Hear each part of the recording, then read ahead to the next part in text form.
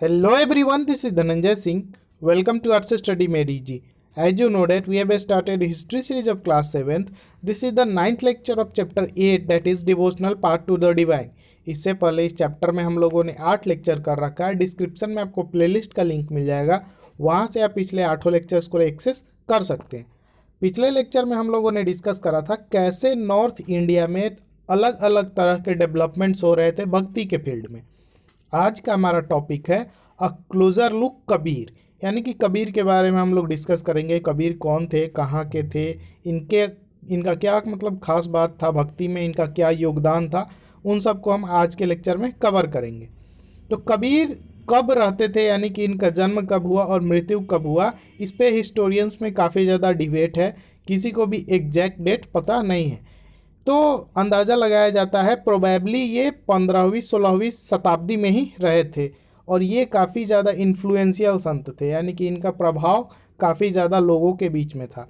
यह एक Muslim family में ब्रॉटअप किए गए थे, यानी कि इनका पालन पोषण जो है एक मुस्लिम परिवार में हुआ था। वह मुस्लिम परिवार जुलाहा परिवार था, यानी कि जुलाहा उसको जो वीवर यानी कि जो कपड़ा उपड़ा बुनते हैं, बुनकर जिनको बोला जाता है, तो उसी फैमिली में इनको ब्रॉटअप किया गया। यानी कि इनका जन्म भी कहाँ हुआ वो किसी को नहीं पता है, लेकिन हाँ इनका पालन पोषण किसी एक मुस्लिम जुलाहे ने किया। और कहाँ पे, तो near the city of Banaras, ये भी कंफर्म नहीं है, बनारस सिटी के आसपास वाले क्षेत्र में कहीं इनका जन्म वगैरह तो पता नहीं है, लेकिन पालन पोषण उधर ही हुआ था। हम लोगों के पास इनके बारे में काफ़ी कम रिलायबल इन्फॉर्मेशन है इनके लाइफ के बारे में, यानी कि ज़्यादा इन्फॉर्मेशन नहीं है। जो है इन्फॉर्मेशन उसमें भी बहुत सारा डाउट होता है कि क्या ये सही है या गलत है। हम लोगों को एक बात तो ये पता चलता है इनके आइडियाज़ के बारे में कि इनके पास काफ़ी ज़्यादा वास्ट कलेक्शन ऑफ वर्सेस हुआ करता था। वर्सेस यानी कि ये जो मंत्र उच्चारण टाइप का चीज़ होता है ना, पोयम के फॉर्म में ये भक्ति का मार्ग बताते थे, जिसको सखी नाम का एक कंपोजिशन था, जिसमें सबको कंपोज कर दिया गया था इनके वर्सेस को। और पद्स यानी कि पोयम वाला जो लाइन था, जो गद और पद होता है, तो पद का जो लाइन वगैरह था उस सबको कंपोज जो इनके द्वारा किया गया था उसको संग्रहित कर लिया गया था। और ये जो चीज़ें संग्रहित की गई थी उसको वांडरिंग भजन सिंगर्स के द्वारा काफ़ी ज़्यादा संग किया जाता था।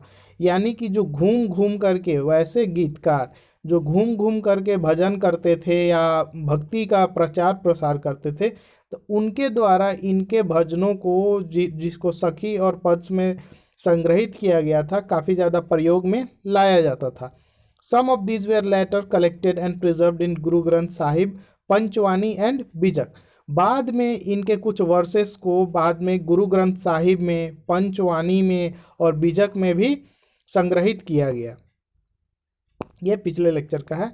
एक यहाँ पे कंपोजिशन है कबीर का, तो इसको आप बाद में पढ़ लीजिएगा पूरा, ठीक है। हम ब्रीफ में आपको बता देते हैं। यहाँ पे एक फ़ोटो भी है कबीर का। कबीर लूम पे वर्क कर रहे हैं, यानी कि जो कपड़ा बुनने वाला मशीन होता है उस पे वो काम कर रहे हैं, यानी कि कपड़ा बुनने का काम कर रहे हैं। इस कंपोजिशन में बेसिकली ये दिया हुआ है कि हे भगवान, आप मतलब क्यों परेशान करना चाह रहे हो अपने भक्तों को जो आपका पूजा पाठ कर रहे हैं।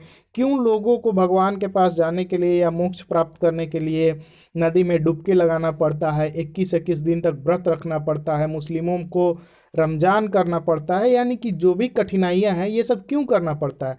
ये इस सब का तो कोई ज़रूरत है नहीं, दिल से पूजा पाठ करो, भगवान दिल में है। उस तरह से मतलब इनका एक अलग तरीका था पूजा पाठ करने का, जो कि जेन्युइन था इनके हिसाब से। इनको नहीं लगता था कि हाँ कोई पैदल जा करके, जैसे अभी होता है ना, काफ़ी लोग पैदल जाते हैं या रेक रेक करके जाते हैं भगवान के मंदिर में, मस्जिद में, तो इनके हिसाब से ये सब करना जो है बिल्कुल भी ज़रूरी नहीं है। आप अपने दिल से भगवान को याद करो, बस वही काफ़ी है, उतने से ही आपको भगवान मिल जाएंगे। तो ट्रू लॉर्ड अगर आपको चाहिए तो कबीर के बातों को मानिए, ऐसा इनका मानना था, मेरा नहीं। Kabir's teaching were based on a complete indeed vehement rejection of the major religious traditions.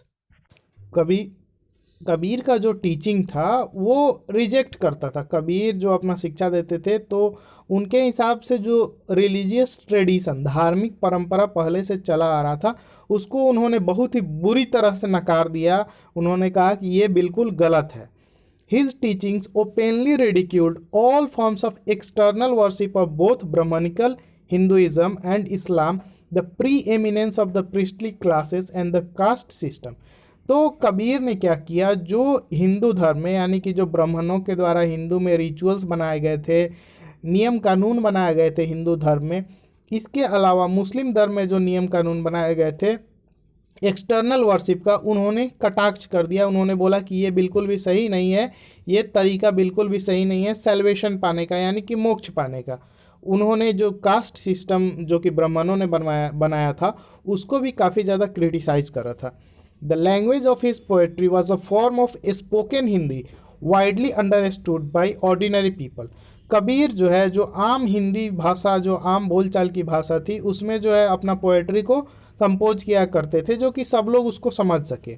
लेकिन कभी कभी ये भी क्रिप्टिक लैंग्वेज यूज कर लिया करते थे जो कि लोगों को फॉलो करना काफ़ी ज़्यादा डिफ़िकल्ट हो जाया करता था। क्रिप्टिक लैंग्वेज यानी कि एक गुप्त लैंग्वेज जो किसी को समझ में ही नहीं आ रहा हो, तो इस टाइप का लैंग्वेज कभी कभी कबीर भी यूज कर लिया करते थे। लेकिन आम तौर पे जो है कबीर हिंदी भाषा यूज किया करते थे। अपना जो भी कविता वगैरह हुआ करता था उसको हिंदी भाषा में ही कंपोज करते थे, जो कि आम लोगों के समझ में या आम लोग उसका प्रचार प्रसार इजली कर सके। कबीर जो है फॉर्मूले सुप्रीम गॉड में बिलीव रखते थे, यानी कि उनका मानना था एक ऐसा गॉड जो पत्थरों के मूर्तियों में या फोटोज़ वगैरह में जो आज आप देखते हैं उसमें भगवान नहीं है। उनके हिसाब से क्या है, भगवान निराकार है, यानी कि भगवान दिखते नहीं है। And preach that the only path to salvation was through bhakti और डिवोशन। तो कबीर के हिसाब से ये जो मंदिरों में लोग जाते हैं लंबे लंबे लाइन लगा करके, काफ़ी लंबी लंबी यात्रा करके 100 किलोमीटर 200 किलोमीटर लोग स्नान करते हैं नदियों में, बहुत ज़्यादा कर्मकांड करते हैं, तो इन सब चीज़ों का कोई ज़रूरत नहीं है। आप भक्ति का मार्ग अपना करके, भक्ति का मार्ग पूरी तरह से खुद को भगवान के लिए समर्पित करके भी मोक्ष की प्राप्ति कर सकते हैं। Kabir ड्रीव his followers from among both Hindus and Muslim.